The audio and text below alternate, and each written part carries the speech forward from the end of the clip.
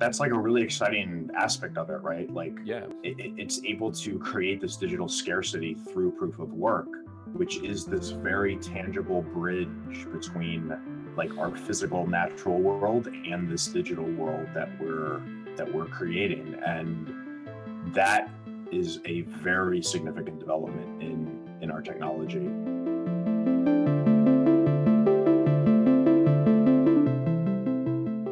What's going on, everyone? I'm John Shaun, and welcome to episode 19 of the Bitcoin Path podcast. This is a show where we have deeper conversations about Bitcoin and self-sovereignty, about how this new magic internet money is changing the world and changing ourselves at the same time.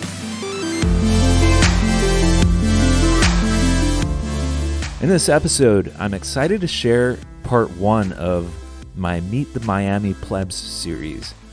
I'm sharing conversations with local Miami Bitcoiners as we approach the Bitcoin 2021 conference so that you can kind of peer into the solid community that's growing here. As the host of the Miami Bitcoiners meetup, I get to meet some awesome people here, and this is just a way for you to get to know a couple of them. Shaun is a fellow Bitcoiner who has been leading the Bitdevs South Florida meetup out of Fort Lauderdale.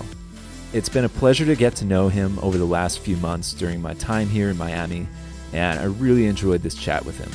We talk about Shaun's background in Bitcoin, maintaining a skeptical view of Bitcoin along with everything else, experience with the Bitdevs meetup, how dollars only have value because people are forced to use them, the untold history of Bitcoin, get into some cool fun stories that aren't really propagated as much as they should be. The recent ransomware attack on the Colonial Pipeline, and Shaun's thoughts about Bitcoin and Miami in general. As always, if you want to support the show, be sure to like, subscribe, and share it with anyone that you think might resonate with it. And visit thebitcoinpath.com to learn about other events and ways to contribute. For those of you who are coming out to Miami for the Bitcoin 2021 conference this June, Jason DeLuzio and I are throwing the Have Fun Staying Pleb unofficial kickoff party for the conference on June 3rd, which is Thursday. Tickets are on sale at plebparty.com, and if you pay with Bitcoin or Lightning, you'll get a 10% off discount with the code Plebs Use Bitcoin in all caps. I really hope to see you all there. With that, let's get into this episode with Shaun.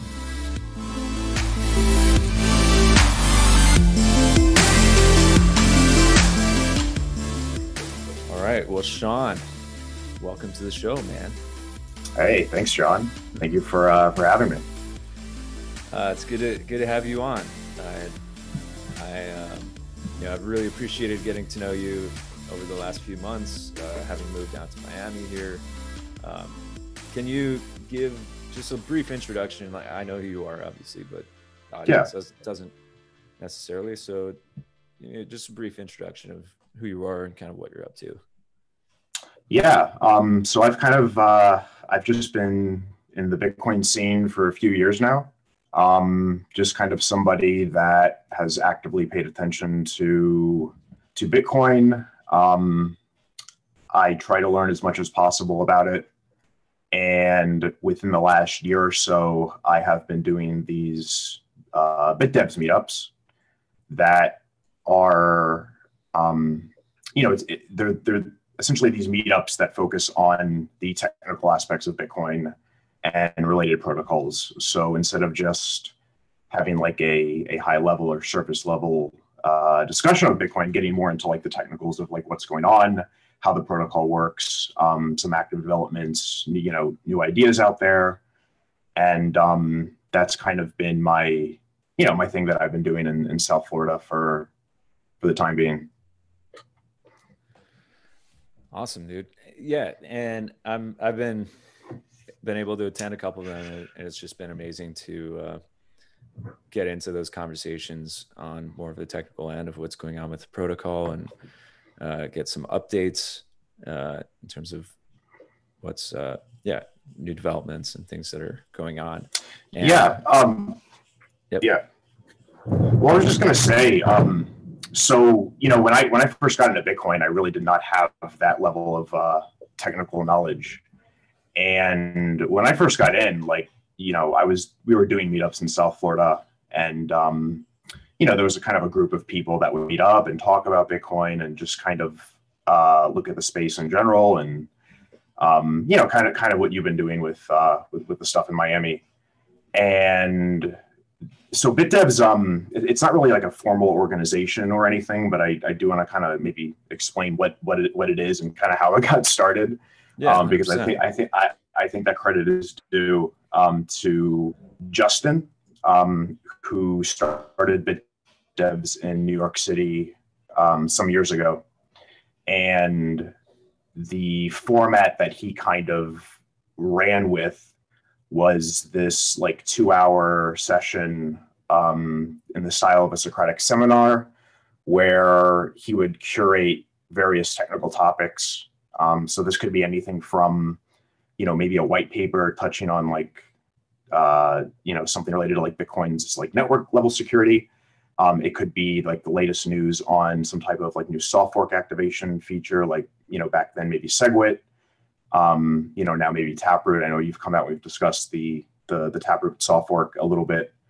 It could also just be like pull requests to Bitcoin Core or other projects, but he got this started, and it's just kind of a cool format. I think for a lot of people that get into the space and get into Bitcoin and learn more about it, even if you're not very technical, even if you're still kind of in the process of wrapping your head around how this thing works, it's definitely a way to get exposed to all of the things that are happening, that are not just about like the price or how much Bitcoin Michael Saylor just bought, but actually like the all of the work that is getting done in terms of development.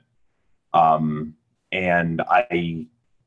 there have been other technically focused Bitcoin meetups around the world that have kind of ran with that Bitdevs format, and kind of just seeing what Justin got started and how he did that. I was like, South Florida needs one. Like, there's people down here like myself who are interested in learning more about it. I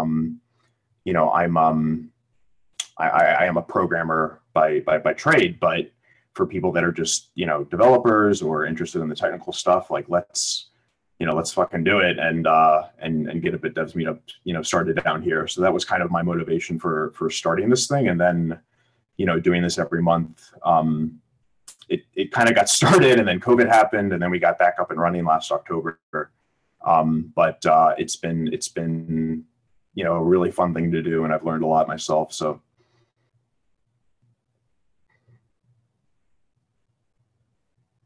Oh shoot! I think I just lost your audio. No, that's my bad. I had it on mute because they just happen to be like tearing up the street in front of my apartment here, and so they're like just banging the shit out of the ground with like excavators and everything. It's just like been a constant like bam, bam, bam. Oh man! So hopefully I was testing the background, and hopefully it's not too bad, but. Perks of living in a city, right?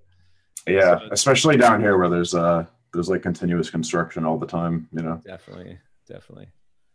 Yeah, so I wanted to. I should have mentioned a little bit of this before we launched, but the whole purpose of this little Miami Plebs series is really to. Miami is getting a lot of attention right now in the Bitcoin space, right? And it's one of the reasons that I came down here initially, but I was already had some plans. I had a buddy who's moving down here, and I came down with him to check it out. But there's a lot of cool things and a lot of exciting new developments, and also the conference is coming up in June, and so a lot of Bitcoiners are going to be coming down here for the conference. And so I wanted to just publish like a a few podcasts interacting with local Miami Bitcoiners to kind of give people an understanding of what it's like down here, and what the actual, some interesting projects that are going on in terms of in the Bitcoin world in Miami. And I think your South Florida, well, it's not technically in Miami, but it's South Florida, Fort Lauderdale, and the Bitdevs meetup in my experience has been just it's an extremely valuable gathering, and especially getting some feedback from some of the other people who have attended yours and then gone to even the Austin Bitdevs, comparing and contrasting them. It's been high quality, to say the least. So, yeah, man, that's kind of where I'm coming from with this. And I'd love to just kind of get a little bit more of your background. So you mentioned you're a programmer by trade, and came into Bitcoin a few years ago, but I'd like to hear a little bit more of like your personal journey of what is it about Bitcoin that attracted you to it, and what has that journey been like for you? Yeah. So I would say that my first year in Bitcoin was in 2014. So it was kind of following the price run up that had occurred the year before. So basically, like, you hear about this thing that is going up in value, and that kind of gets you, for a lot of people, I think that's kind of how they first had heard about it. And then when you start learning a little bit about like what this thing actually is, I think for a lot of people, it becomes more apparent that it's much bigger than just something that you can make some money off of or something like that, when I first like kind of started with Bitcoin, like I was actually just like I was working as like an IT recruiter. So I was just a recruiter, like with an independent firm, and involved with working with like other programmers and IT people, because those were like, the companies or the people that I was like placing. And I think it may have been through like one of the programmers that I had become friends with, even first heard the term Bitcoin. And, I just didn't really know that much about, technology, or I was kind of just learning about technology. I really had no idea about like the nature of money. And 2014, the first meetup that I went out to in South Florida, I met basically the guys that were running it were these guys named John Seth and Krista Rose, who went on to have one of the most infamous podcasts in the entire Bitcoin space, called Bitcoin Uncensored. And I was kind of like somebody that would just listen to the podcast, but I also like knew them, and we'd have our like, South Florida local community. I mean, we were meeting up like every week. We would be talking about stuff going on in Bitcoin. There would be so many people showing up with like other ideas, and they were promoting scams often, or they were like really into something like BitShares, and they were trying to like articulate why they thought this was like a good idea. And there's a lot of unknowns. The space, the journey for me has really just been like understanding things from a like, the different areas that Bitcoin touches, like the technical aspects, the economic aspects, the like what is money actually, like how does the financial system work aspects, how does like regulation function into this, like how does Bitcoin kind of fit into the world picture, and from a position of being like a Bitcoin person looking at Bitcoin, and then you kind of started reevaluating and examining a lot of other things. It's just kind of like a, like for example, you know, I don't know if you're aware of this. I think we've kind of touched on this in the past. But you know, Bitcoin today, like there's a lot more institutional investment, I think, coming in, or has come in, or probably continue to come in. But those first few years for me with Bitcoin, like there were a lot of weird risks that weren't fully known. Like there were a lot of things that we were like it was approached with skepticism. So it wasn't just skepticism of other types of projects, but it was actually like, you know, can we maintain a skeptical view of Bitcoin and say like, well, this thing does seem to be the thing that's going to succeed in the long run. And I don't think Bitcoin's going to go anywhere anytime soon, but like, what are the risks to it? You know, there were incidences that are like really important, I think, in Bitcoin history, that I think for anybody coming in now, it's just not common knowledge. The Backpage incident comes to my mind. Do you know about Backpage.com? Have you heard of it? Have you heard of that? Have I talked about that with you? So Backpage.com, yeah. So it's a site that it got taken down a couple of years ago, but it essentially looked like a Craigslist clone. So people could put their ads on this page, but funny enough, it wasn't really used for like normal day items. The only section that had any activity was the adult section, and Backpage was primarily used for prostitutes, sex workers, whatever you want to call them, to advertise the adults. Yes, yeah, that kind of adult.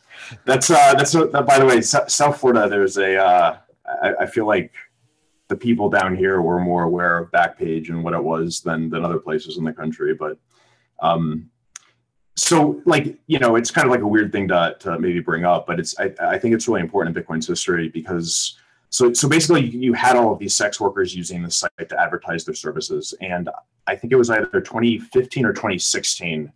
I forget the name of it, but I think that there was a large crackdown on like various types of there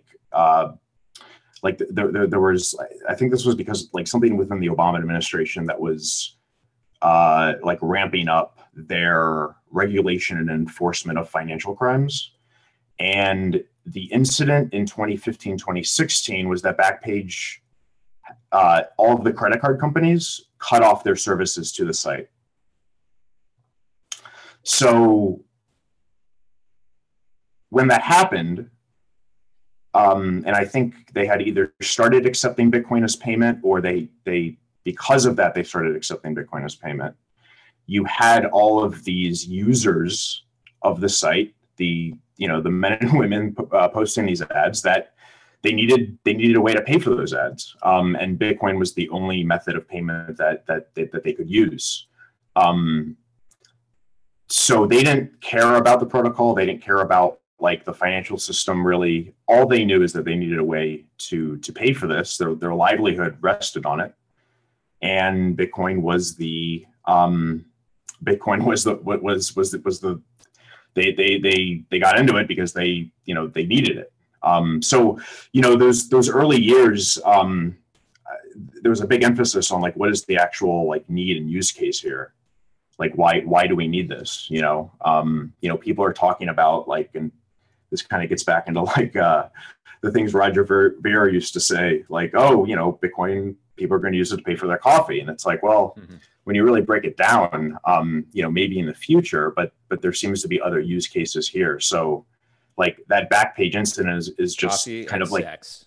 Coffee and sex. Yeah. Well, so like the financial system, like there's a lot of people that are underserved, right? So whether you're talking about within the West, like people that are like offering sex services, whether you're talking about people that are operating or buying and selling like illicit substances like drugs, or even people that fall into that category that are just like in a very like bad situation, like Argentina, that people just have no other means of like storing their value, no usable type of currency.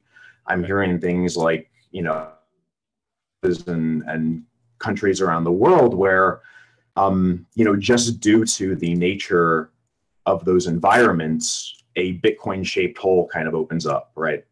So for people that have no alternative means, Bitcoin has, come to or it has provided that type of service and necessity. And for a lot of those years, it was, thinking about the underserved, and that's kind of what it gets, what you would call these people. They need Bitcoin. They needed Bitcoin. So that was always like a very important thing that I think it still exists today. I think that is kind of like the nature of like how Bitcoin fits into the world economy. But at the same time, like you have this more like main, banks are coming in now, and I think potentially offering or they're interested in building on Bitcoin and actually thinking of this as like the financial system 2.0 and moving forward with it. But yeah, I mean, there's a lot of different sides to it, right? So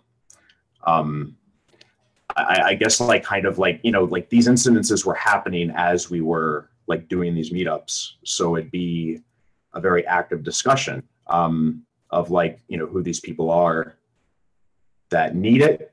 And then where is this, where is Bitcoin? And then where is the entire space going in terms of the actual use cases and how it fits into the world, I guess. Right. So was that kind of did it feel a little bit like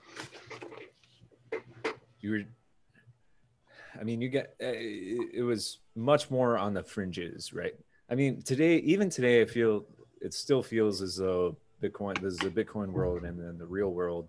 And there's you walk around and most of your normie friends or whatever don't really have any idea of what's actually going on with the Bitcoin protocol and why it's significant. But back in that time, it was way more so on the fringes. And so yeah, that's kind of what you're saying, right? And there was a lot more uncertainty as well as to how things were going to develop in terms of how governments were going to respond to it, how larger institutions were going to eventually respond to it, and more it was so what was it that was it the freedom, just the independence aspect of it that attracted you to it, or the technical progress that it represented, or was it kind of all of the above?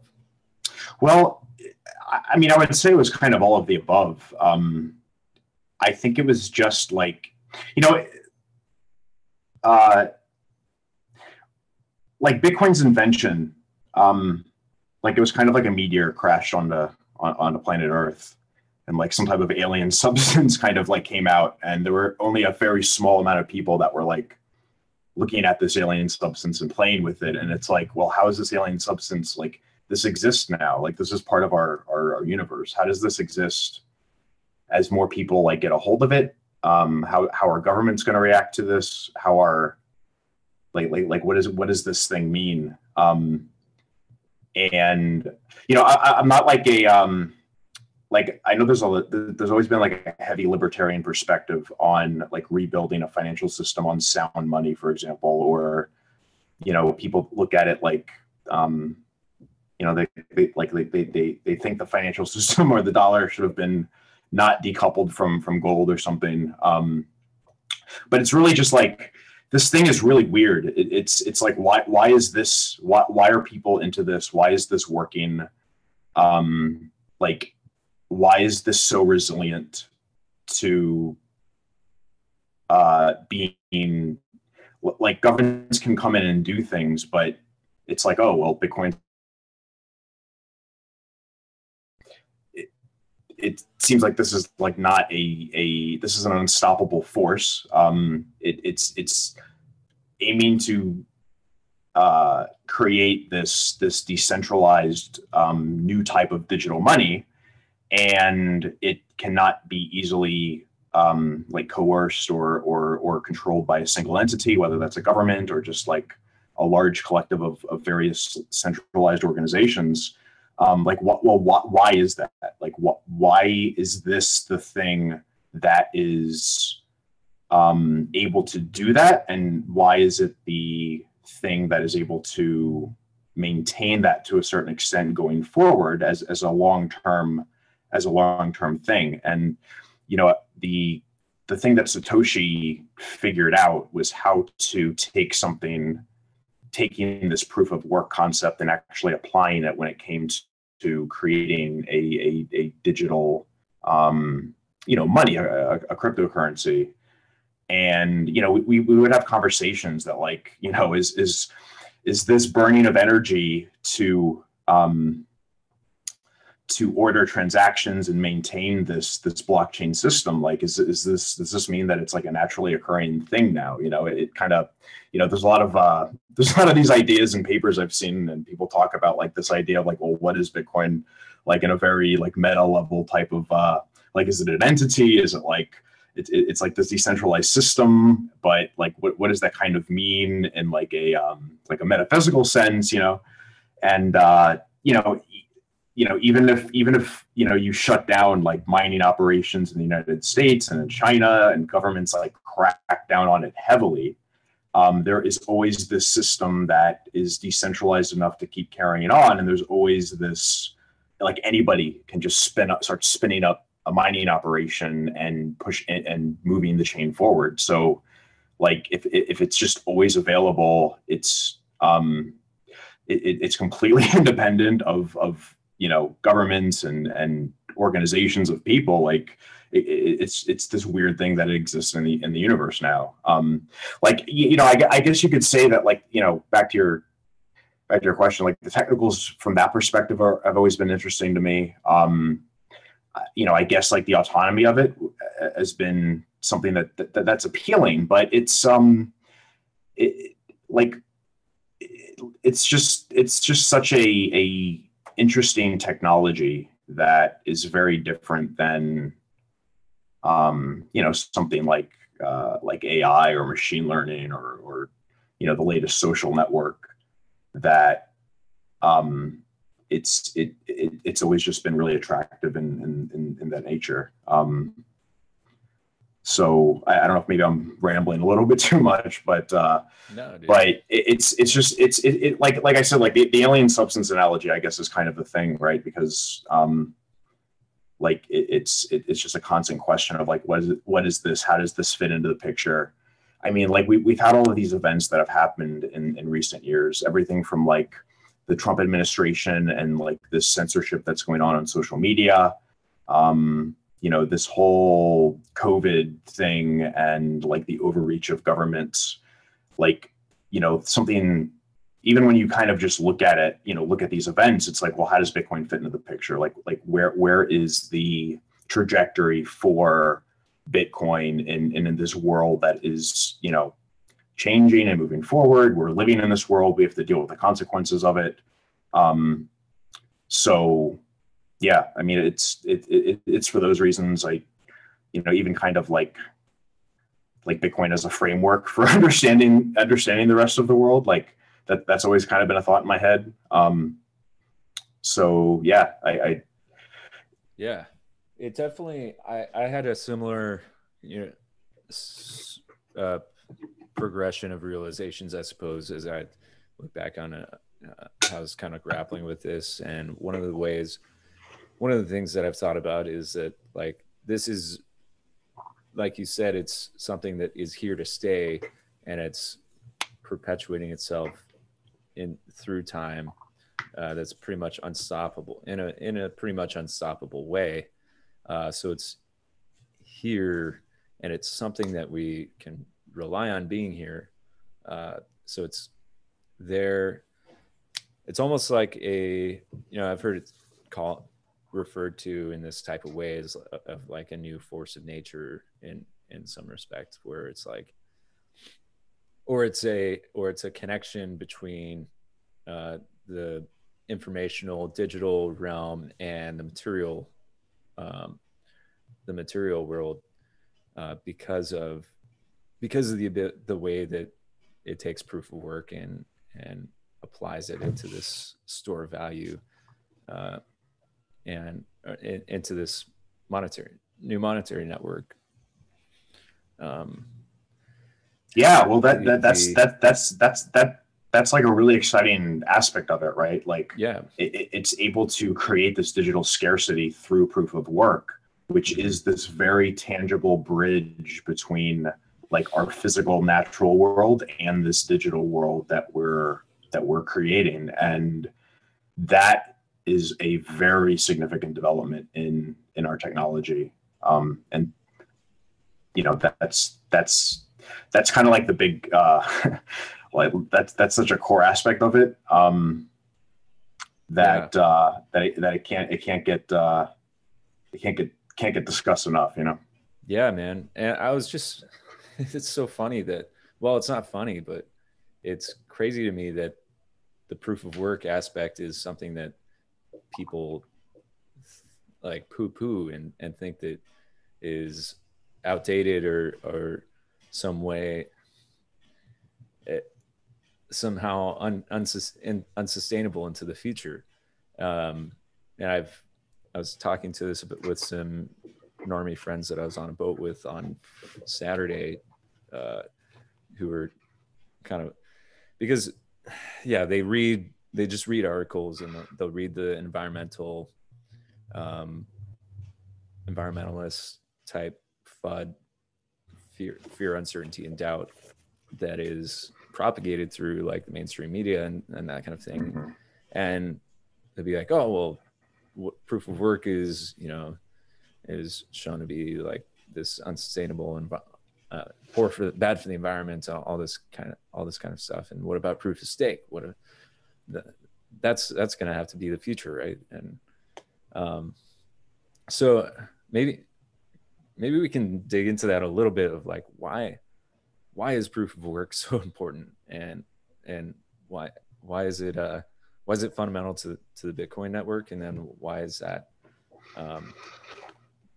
Because to me, I see it because that is a fundamental aspect of the Bitcoin network. That's why the Bitcoin network is superior, and that's why it has better properties in all these ways.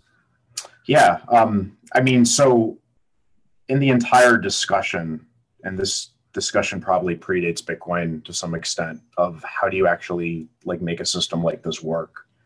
How do you keep it decentralized in a way that is going to, prevent some type of like takeover or centralized, the security involved is maintaining, like, even if you have something that's very distributed, if it can kind of get, controlled or have a huge ownership of like just a handful of actors, like you're going to have to deal with a system that is not very robust against whatever actions that they want to take, and is kind of dependent on those entities existing. So the proof of work, to have a system that is actually like so miners are burning this energy. They're hashing a block. So they're going through this proof of work process of actually collecting transactions, hashing them, and proving that they have done a significant amount of work in order to like win that block and actually say this is the next block in this history. So the question is always like, well, how do you have a system and how that, like, who decides the transaction ordering, like who decides what transactions get in, what transactions don't? And the proof of stake people, there's been a lot of research and discussion about this, and this topic always gets brought up. And you know, the thing that always pops into my head is when Ethereum first kind of appeared onto the scene. They were like, well, we're going to do proof of work for now, but we're working on proof of stake systems. And the thing with proof of stake is like you have people that are like owning the token, that are like staking it, or they're going through some process where they're deciding the ordering of the ledger. You know, they're deciding what transactions are valid or invalid. You know, based off of like this staking system. But there, you know, it's been discussed and kind of proven that like over a long period of time, there's the various attacks of like, you know, acquiring larger portions of stake. You know, other weird scenarios that are just very vulnerable to central entities being able to decide the you know, affect transactions and decide the history of the ledger. It's always a matter of like, how do you actually, like, if you're going to move forward with that, how do you bootstrap that process? Like if you want to look at the Ethereum as an example, like even if they move to proof of stake, like a huge portion of Ether is held by like the Ethereum Foundation, a huge portion is held by exchanges. So even from the onset of that, of saying this is the mechanism we're going to use to have this type of system, you have a huge problem of centralization. You have just a handful of actors that are in control ultimately of that blockchain. Some people might say, well, maybe that's okay. But again, like, you want to build something that is going to last not just in your lifetime, but your children's lifetime, your children's lifetime. It has to achieve a long-term level of security and decentralization where it cannot be, you know, attacked or controlled by just a handful of actors. So proof of work, like, it's like anybody can mine. Like, I obviously there's like realities of mining where it can only be done at a certain scale at this point, just due to the, you know, the difficulty increases. But it's a perfectly like mining is a really cool thing because it's like it's a perfectly commoditized market. Like Bitcoin's kind of like a perfect commodity in that it doesn't really matter if like people in the US are mining Bitcoin, if China's mining Bitcoin, if North Korea is mining Bitcoin, like everybody has to operate at a very, you know, essentially the same level. And even if you have like in the long run, like miners are consistently competing to do that transaction ordering. It's the best thing we have to achieving that level of decentralization for a long-term money. So it's the best we have. It's kind of the reason that we're here with Bitcoin. I think when people talk about it in a way of like, oh, proof of work is like this energy intensive, wasteful thing. I mean, one response is to say, well, just get the government to ban mining. Like, go ahead, like kick all these American mining companies spinning up, like go ahead and kick them out.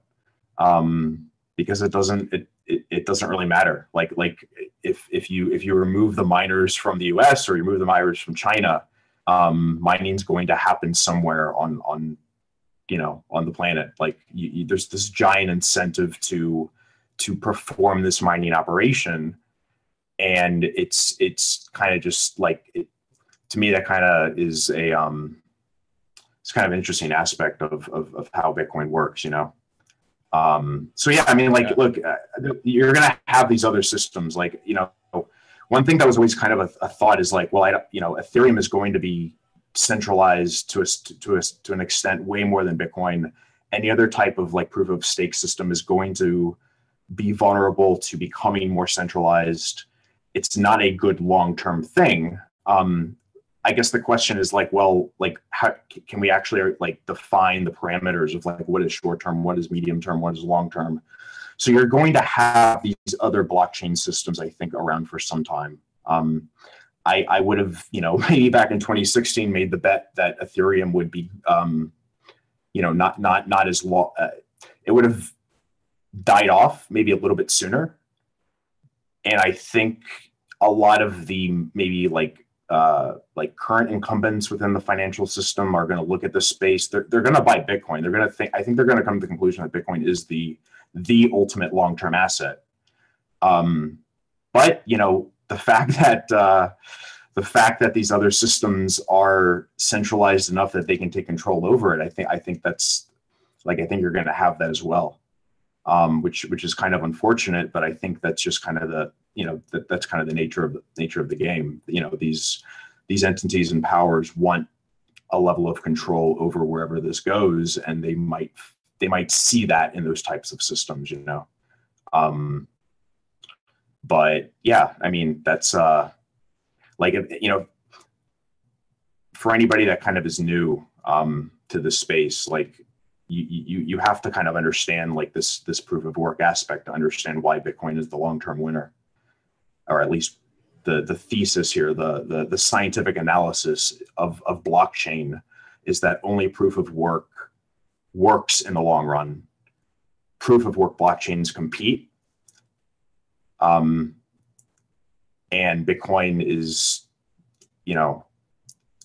it's the power of its network effect, its liquidity, its brand. It's known now, I think, as this digital gold, or at least that's part of what it's kind of perceived as. That's why it is the best thing to focus on, and really the only thing to spend any significant amount of time on, because it's the it's the long-term thing. I really like that book Layered Money by Nick Bhatia, because I think it kind of puts Bitcoin in a very useful framework when it comes to analyzing this space as this is a new type of money that's forming a base layer, and going forward, you're going to see other layers built on top of Bitcoin.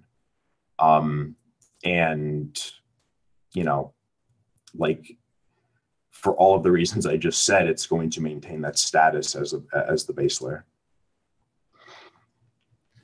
Yeah, something that helped me to understand proof of work was to think of how and the significance of its significance for the network is thinking about how, in order for there to be a Bitcoin in existence today, there had to be an expenditure of energy by a computer at a certain point in time, and it can be, so it's it's actually proven that if you have Bitcoin, there was a certain amount of energy that was expended to produce that Bitcoin in the past, at a certain point in the past. And so, yeah,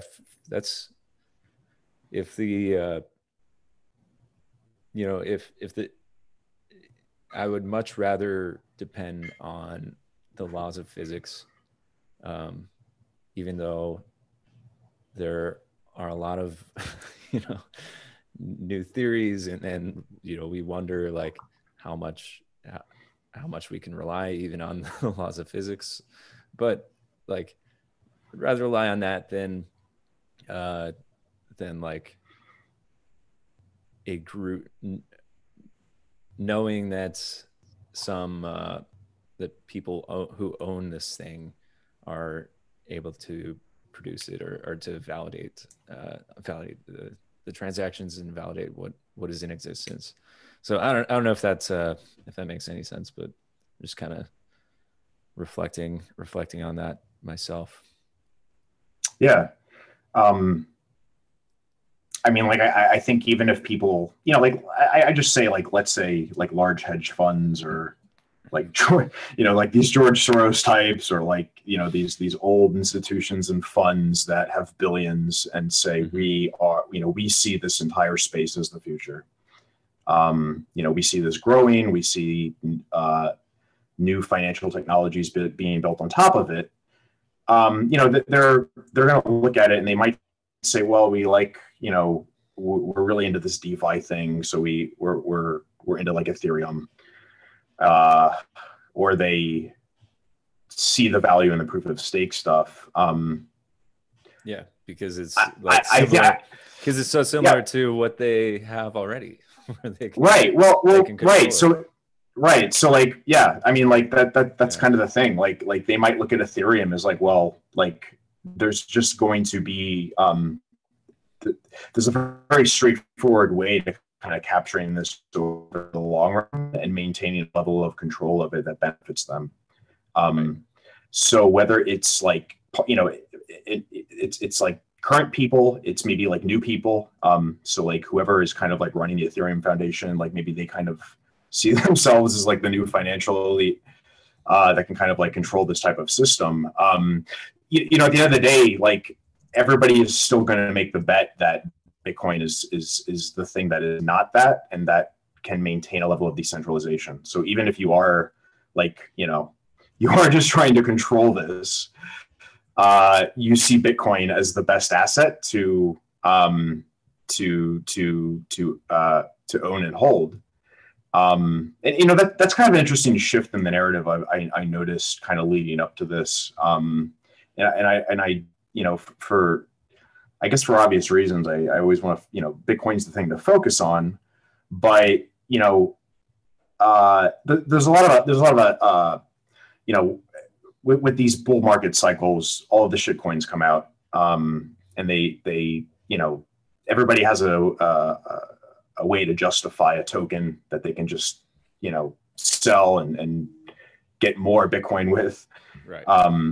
But like some people are looking at some of this DeFi stuff, and the narrative now, like you have Ethereum, you have the Binance chain, you have like some of these other proof of stake projects like Solana that are all trying to like everybody kind of recognizes Bitcoin as like the king. Like there's this idea that Bitcoin is Bitcoin. It's the long-term winner. It's the thing that everybody wants. And they're all competing. All these chains are kind of competing with each other for this like DeFi ecosystem. So I think that's kind of an interesting thing to look at. Like there's a very applied and active science here of blockchain. That's how I always think of it. So when we talk about like the Bitcoin maximalism and like what that means and why people are that way, I just kind of see it as like a conclusion after analyzing the science of blockchain and what makes the most sense for the everyday person to say, hey, like I have a use case, whether that's a store of value because it's not worth, that they're kind of going down in comparison, or they're depreciating, or you are in a world where financially you're getting censored. Bitcoin is the Bitcoin's the asset to gravitate towards. So I just think that's kind of a thing maybe to point out. Like I don't completely ignore the stuff that's kind of happening outside of Bitcoin, but even when I do evaluate it, I still see, Bitcoin as the king. So, yeah, I almost see it as they're playing an entirely different game. It's like, oh, well, Bitcoin won the money thing, so I have to go and, we have this other little sandbox that we can play in for now. It's always the same shit, dude. Like it's always like all these people that issue, like they do these projects. There's kind of a range of scamness to them. Like, so you have people that just blatantly, it's just a money grab. It's just a way to get more Bitcoin, dump on people that they can sell it to. I think there are people that kind of enter it saying, well, we're going to create a token, but like, we really care about the project and we really, but it's kind of, there's kind of a level of scamness even to that, because they don't, like when you evaluate those projects, it's like there really isn't like a huge need for a token other than a way for investors to get their money back into these other types of chains, right? So like even so like you there's this stuff going on with like stable coins, which I know is kind of a buzzword, but like, and so you're going to have existing fiat currencies that are going to get and they are already onboarded onto like Bitcoin or just like these general chains. Tether has been kind of like the prime example of that for a number of years. You just have these digital tokens that can be redeemed for dollars with the Tether bank or whatever. But there's these projects that are like they're trying to like put up an asset as collateral and adjust that asset in a way to create a dollar stable coin. So that's where you see some of these projects like DAI or whatever. But it's just kind of funny because it's never just like Ethereum and the stable coin. There's always like a secondary token that they create. And they might, they'll try to justify the existence of that token and say, well, it's like, it's used in this ecosystem, it's used for this, it's used for that. But it just kind of harms, like, it's just not very, like there isn't a huge need for it. And there's a level of like, it's just not needed. And like I said, it's just kind of a way to speculate and capture value. It's just kind of a way to speculate and capture value of these projects in a very, not very honest way. So. Right. Yeah, man. Well, I think we've given enough airtime to the shitcoins for today. Yeah. Well. But the thing that I would want to leap off there is that one thing about Bitcoin maximalism, like Bitcoin is growing and it's scaling in a way that maintains that level of decentralization. So like Bitcoin's development philosophy is very conservative. Bitcoin developers are not just, and I say developers, but the entire ecosystem, users, people that are, pay attention in the space. Everybody knows that you can't just willy-nilly like add in features and try to like, take the Silicon Valley approach of like moving fast and breaking things. Things need to scale. New innovations can come to Bitcoin, but they have to be done in a way that scales Bitcoin and doesn't lose that level of decentralization. And I would say that whatever these other chains are doing that turns out to be maybe somewhat useful or something that people might actually find valuable, there's a way, and there's going to continue to be a way to bring that to Bitcoin. So if you want to do some type of collateral-backed stablecoin, through, I think specifically, I would say something like sidechains, you're going to be able to bring that type of value to the Bitcoin ecosystem. So where these other projects are going down that like Silicon Valley mindset of move fast, break things, we're not going to care about the long term as much. We're not going to focus on like maintaining a level of decentralization. We're just going to like move forward and, very quickly with these things. Bitcoin's taking a much more long-term approach, but there's still innovations happening. There's still things getting added to the protocol. There's people working on projects in this space that can bring those types of, innovations to Bitcoin. So like, the sidechain ecosystem, I think is within Bitcoin is becoming more active.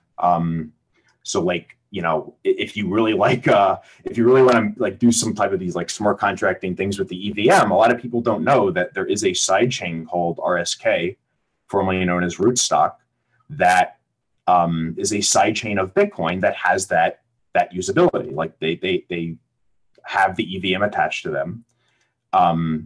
If you want, features like quicker settlement or confidential transactions, Blockstream's Liquid is a sidechain that provides that. And, I think he moved down to Miami for some time, and you've met him, but Paul Stortz has been working on this concept of drive chain, which is so far as I can tell, the best decentralized way to achieve a two-way peg with Bitcoin. So basically, the idea is that you want to have a way to move Bitcoin onto a sidechain and move that Bitcoin on the sidechain back to Bitcoin in as trustless a manner as possible, right? And that does not harm or compete with Bitcoin's 21 million cap. It only adds to Bitcoin's capabilities because you still have this hard limit of Bitcoin, and you're just moving those coins onto a chain with different properties. And in the long run, like, I think that is the way to do all of these other things that these other chains say they can do. So if there's any usability, if there's any utility, if there's things people want in these other projects, like there's a path forward to bring them to Bitcoin. And I think that is something to, keep in mind. Yeah, 100%. I like, I heard CK with Bitcoin Magazine talk about like how a lot of these projects are, shitcoins are all ultimately part of Bitcoin in some capacity, because anything that they are working on that they can, that is actually quality and lasting into the future can ultimately be added on in the future to Bitcoin. So it's almost like you have these like outside other, like, I don't know, multi-species, like exploratory systems that are, some are more scammy than others, of course, but they're exploring this technological realm and testing things that could possibly have use in the future. So there's that. But so earlier, before we went on air, Shaun, we were talking about this ransomware attack. And oh yeah, so this is kind of a current event, something that's developing right now. And can you kind of explain a little bit of what exactly happened and what kind of significance that has for us right now? Yeah. So, kind of another, and I didn't even mention this before, but these Bitcoin shaped holes that open up in the universe, I think ransomware is a very important part of that. So, ransomware, what that is hackers attacking a computer system, locking it up and demanding payment in order to unlock those systems. And they've only been growing like in this space for many years. There've been an increase in these ransomware attacks, and it's, I think, been an important thing because like it's part of the Bitcoin world, and it's always like, well, how does Bitcoin fit into the larger picture of like our world, our financial system, our government, and ransomware is always kind of like this really exciting area. I'm looking right now. Krebs on Security is a great website that does cybersecurity analysis. They have some pretty good research pieces, and I haven't read through this one yet because I think it just came out. But there was a ransomware attack on something called the Colonial Pipeline, which stretches from, looking at this map, I think New Jersey all the way like through the southeast into Texas. So I was mentioning Security.com. KrebsOnSecurity.com. Krebs with a K, by the way. Oh, Krebs. Yeah. So I heard about this last week, and it seems like this is pretty significant because where, ransomware attacks, there've been a lot of stories about them from private companies or even like hospitals. This is a pretty large piece of U.S. infrastructure that goes beyond the private sector, and I'm not sure. There's this piece here saying that it's the group taking responsibility for it is the dark side cybercrime gang. But the point is, like, if they have successfully executed an attack on U.S. infrastructure, and they're demanding payment, it seems here that there's negotiations still going on, and it's like, is the U.S. are they gonna pay it? Are they not gonna pay it?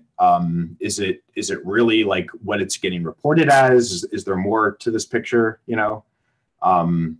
But either way, like, it's affecting a large, gas pipeline within the U.S. Southeast, and I'm hearing over the last few days reports in places like the Carolinas that there's a gas shortage.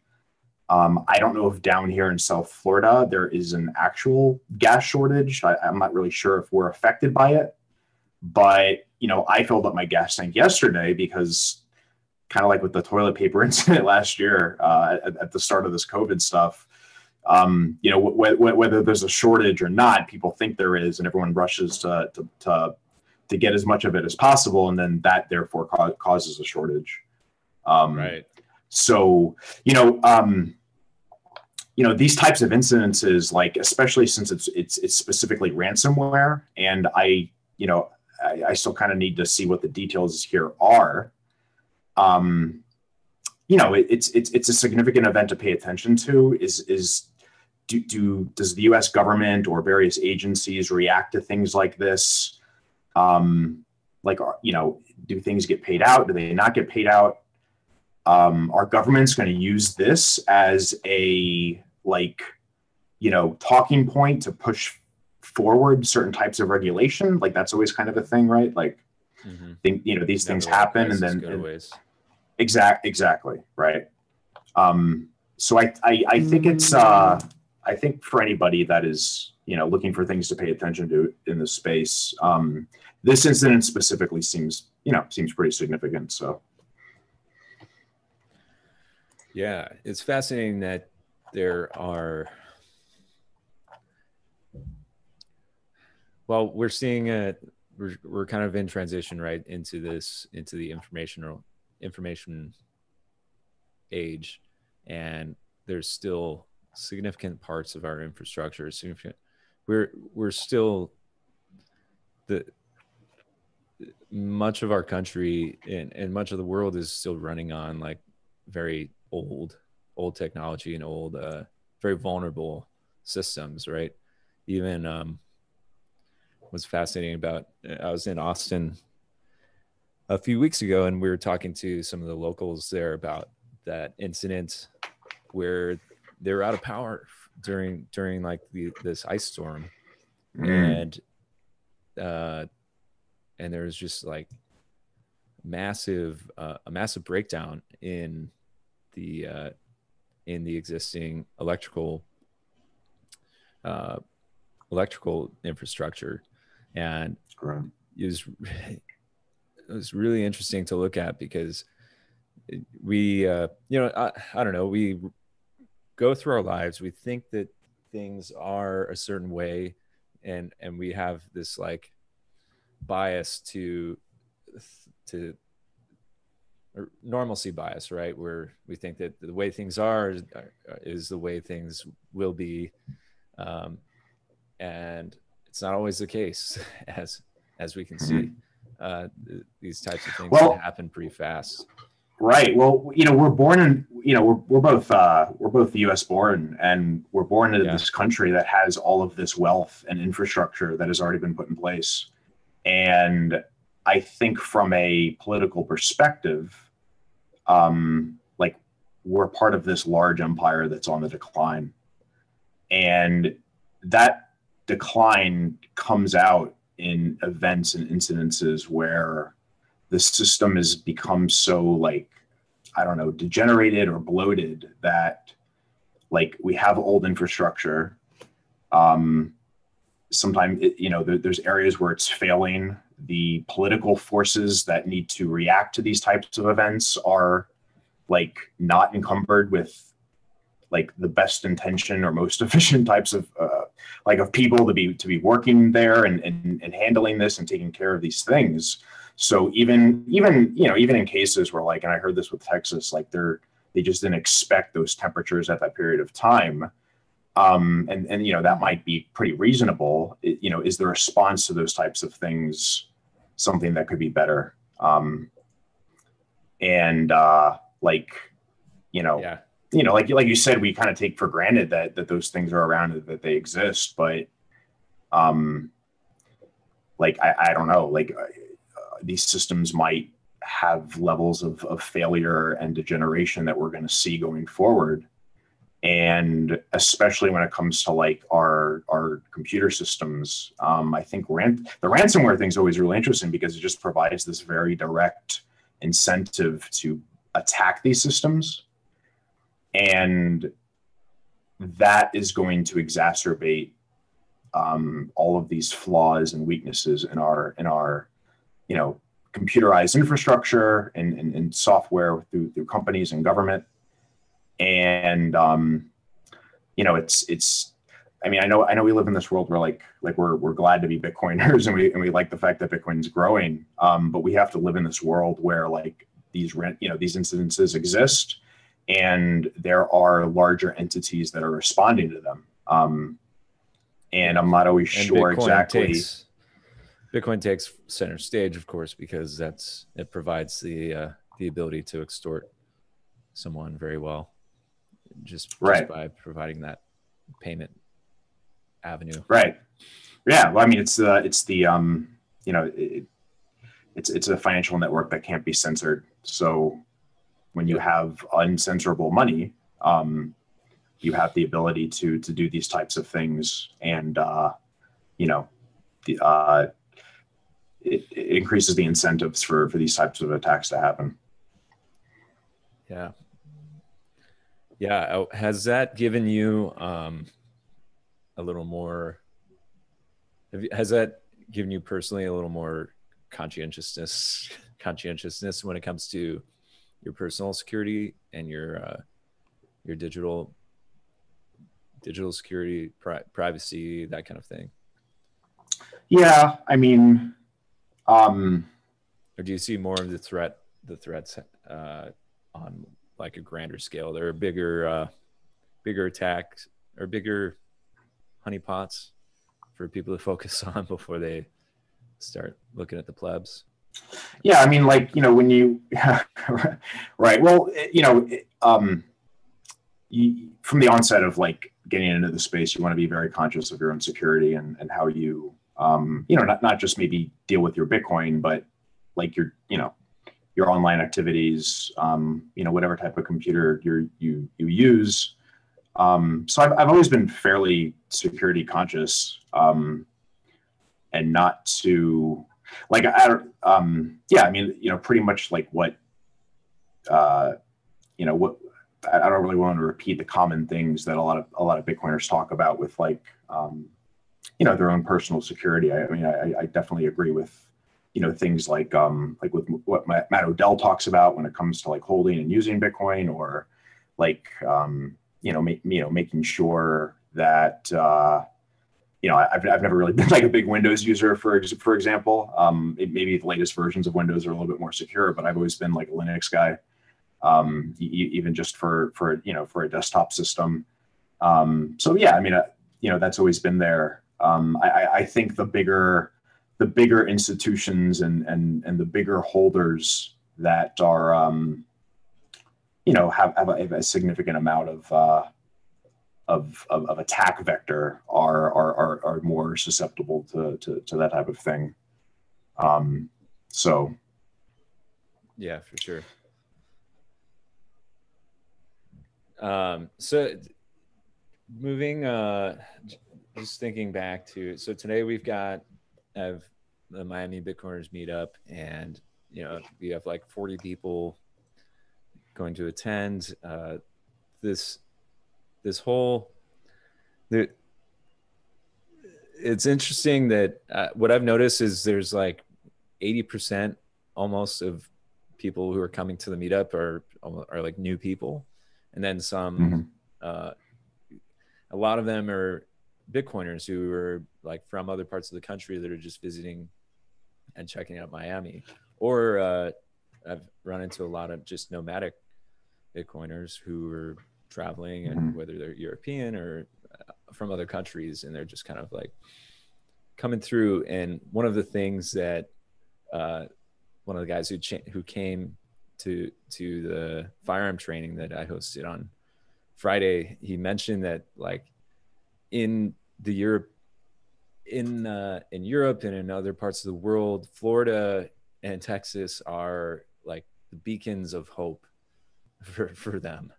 Like they are, and I kind of like, I'm chuckling at the same, just because like here we are in the midst of them, and it's like, man, it's not, it's just like normal, right? It's not like things are just, it's not like we're heaven on earth here in Miami, I guess, yet. But yeah, I mean, I think you know, Florida and Texas are examples of places that are, you know, maintaining levels of like freedom and not, you know, like for example, like all of the gyms that at this point that I frequent, there's no mask requirement. It's completely optional. A lot of places are completely optional. The state has, you know, put those forward, and it's kind of like, you know, coming back to some level of normalcy. Mm-hmm. It's really crazy when you compare it to other places, you know, like New York or California, where like they're still, you know, they've been much more extreme in their restrictions throughout this whole thing, mm-hmm. and they're continuing to be that way.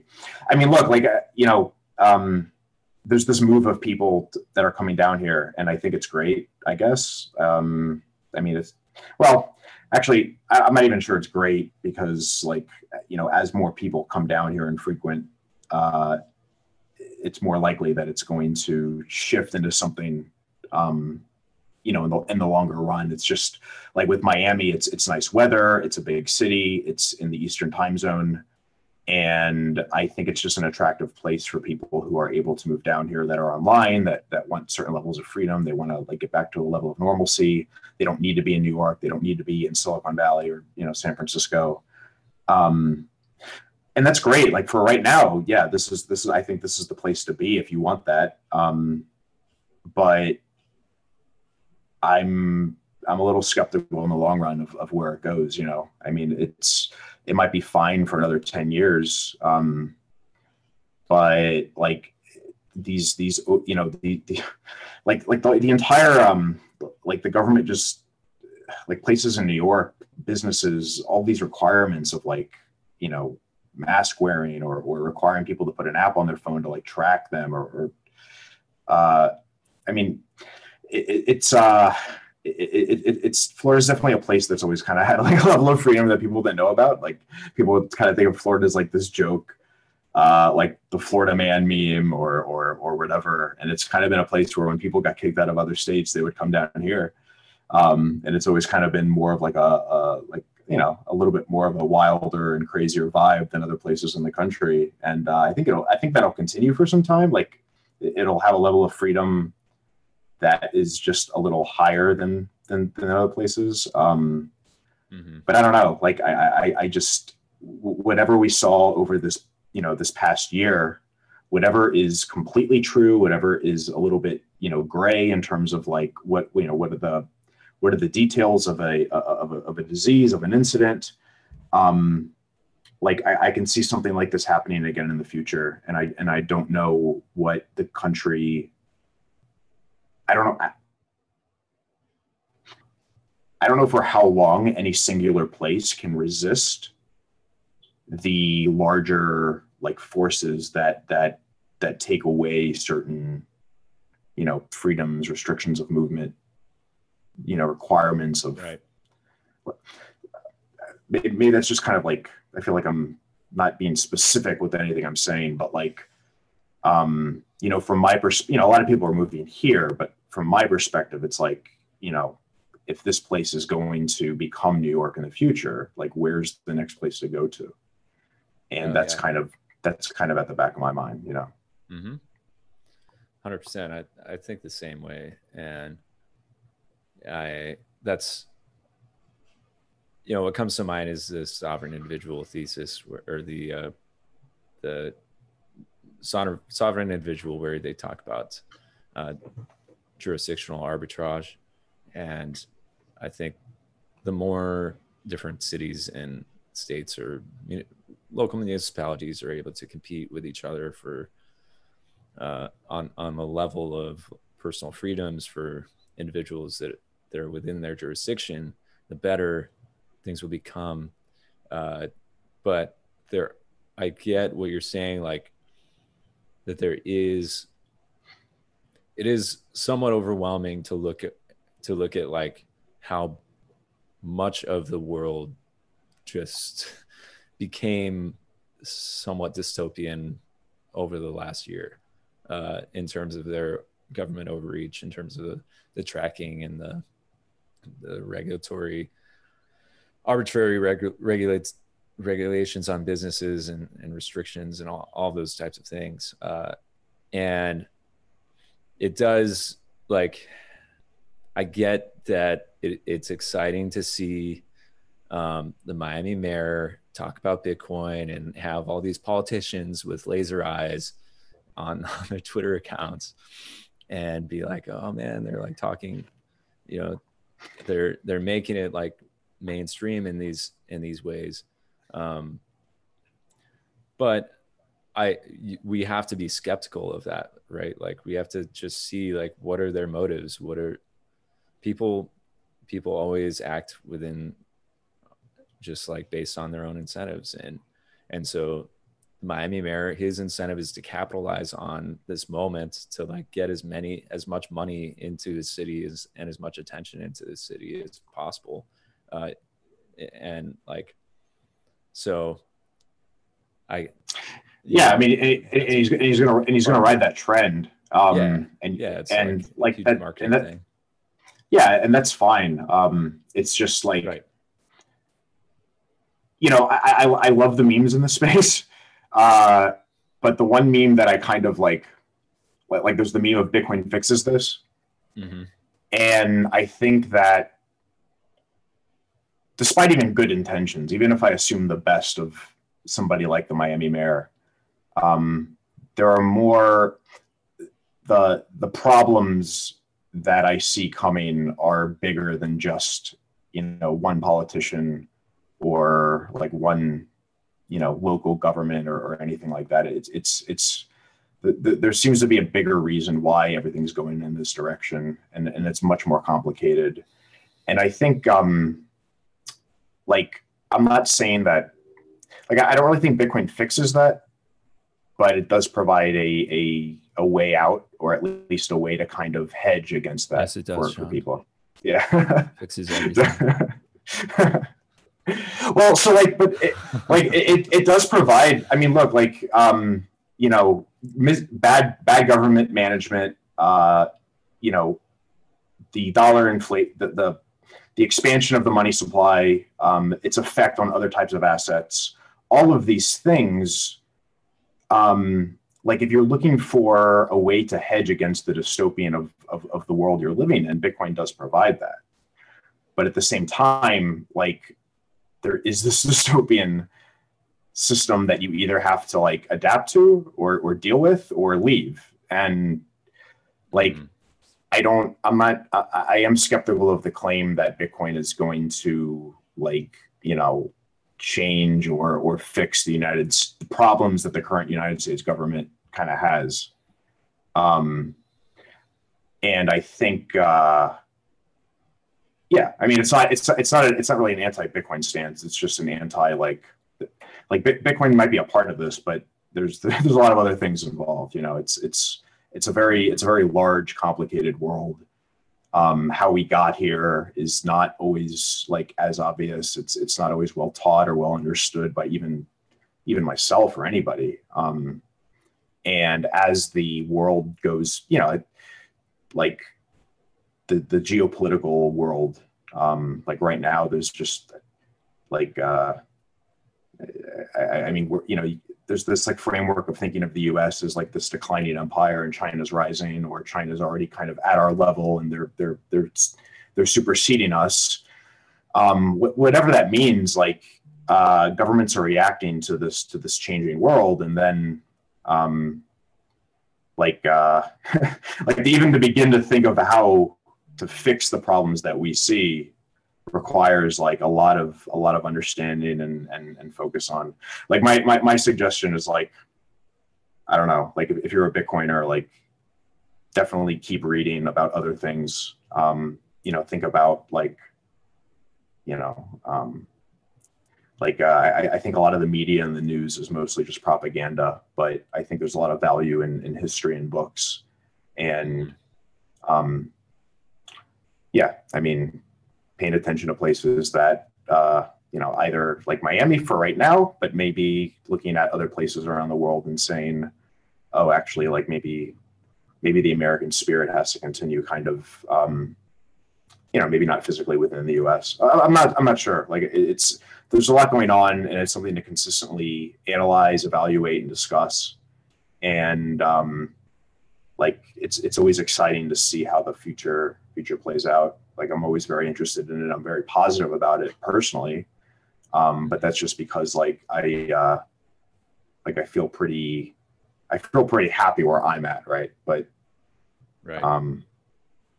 I don't know, man. Yeah. It's a very, it's that dynamic world. Everything is changing very quickly, and economically, geopolitically, things can change very fast. Right. So that's, I think, one of the positive aspects of being involved in Bitcoin is the fact that like we can have a lot of flexibility in just like being able to adapt and transition to new physical spaces very quickly, and take the majority of our value, take whatever we and to take our community as well. Like, so that's one of why I've tried to focus on, for one, like just understanding Bitcoin as much as possible, and then secondly, like connecting with other Bitcoiners and networking as much as possible, and building community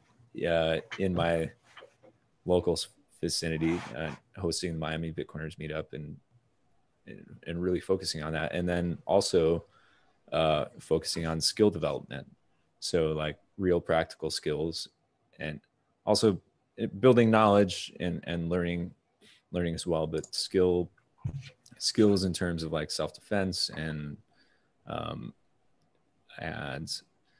just practical, like how to fix a car if you need to, where to find gas, that kind of thing. Right. Like, well, yeah. I mean, there's a good focus on skills and things that allow you to be more independent. So like, right. One option is just move out somewhere in the middle of nowhere out west and buy some land and just kind of start your own thing and build.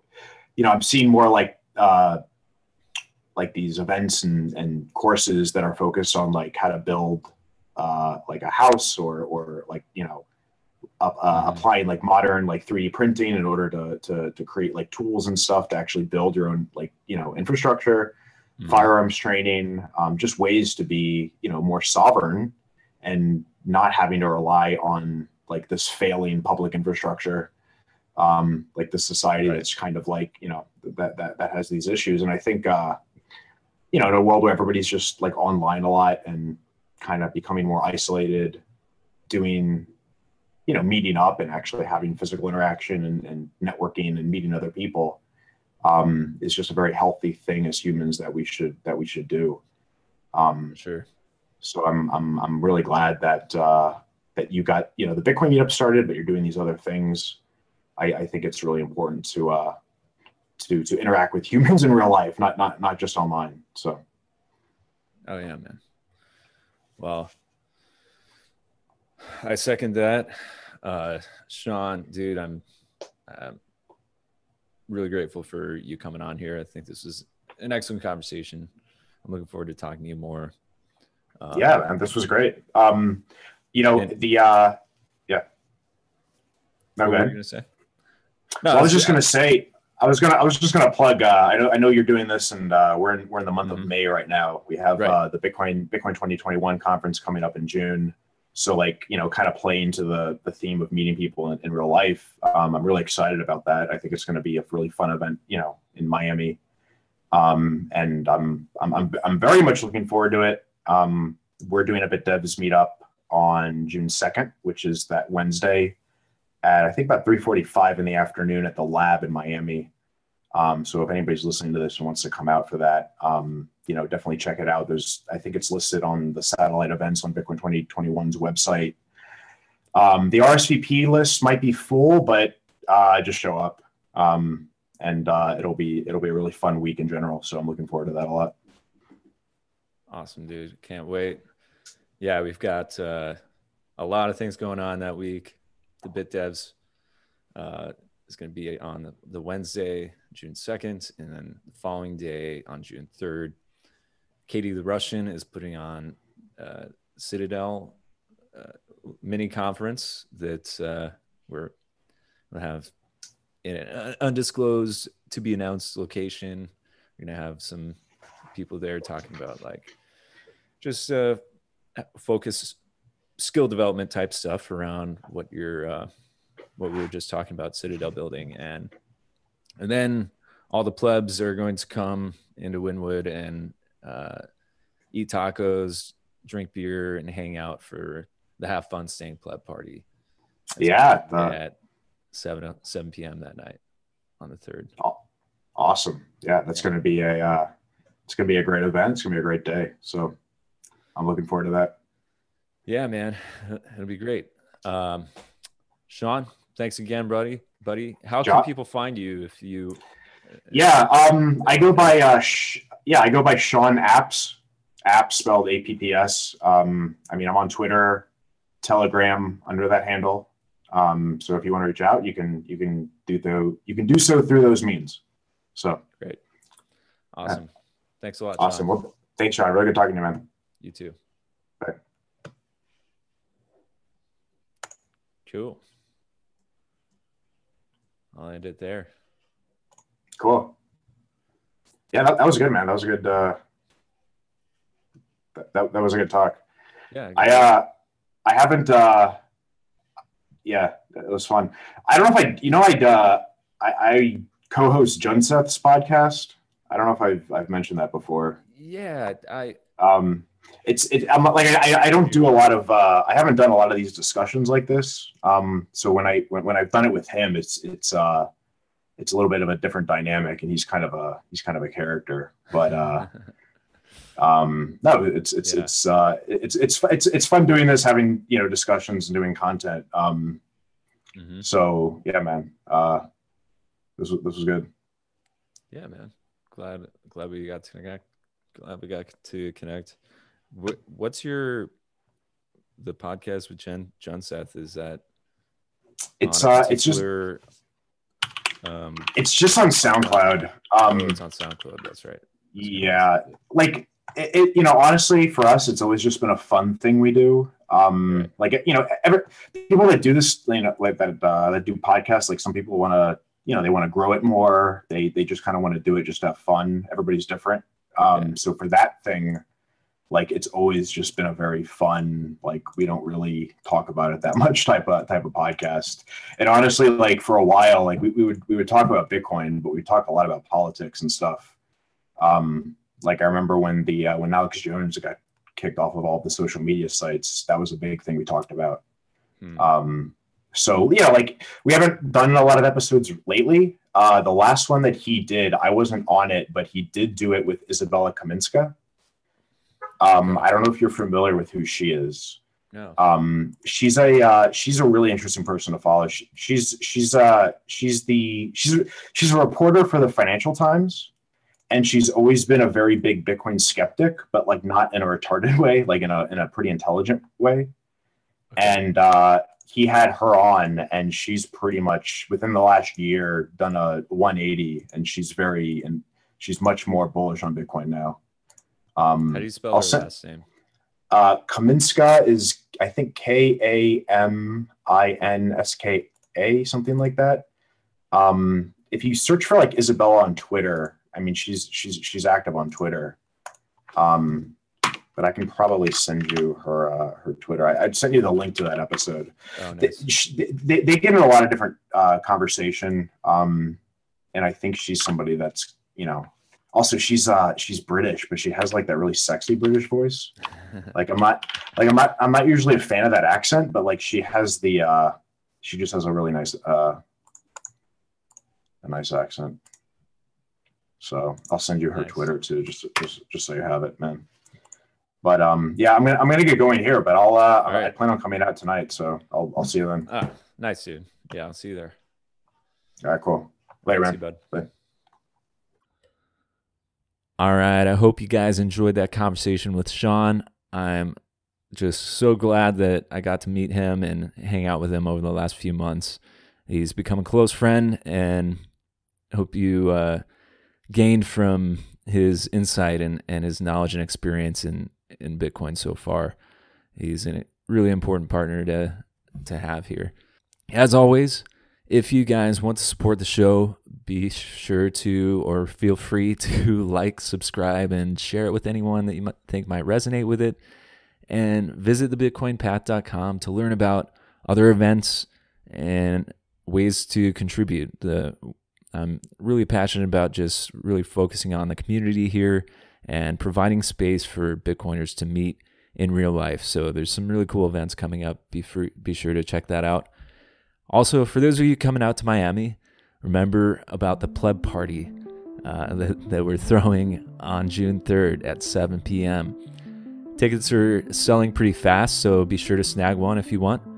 It's at plebparty.com. All the information's there, and you get 10% off with the code PLEBSUSEBITCOIN only if you pay with Bitcoin or Lightning. So I hope to see you guys there.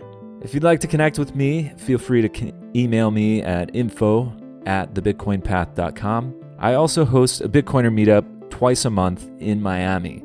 So if you're in the area, I'd love to meet you there. Just look up Miami Bitcoiners on meetup.com. And until next time, may you live a meaningful life and enjoy your freedom as a sovereign individual.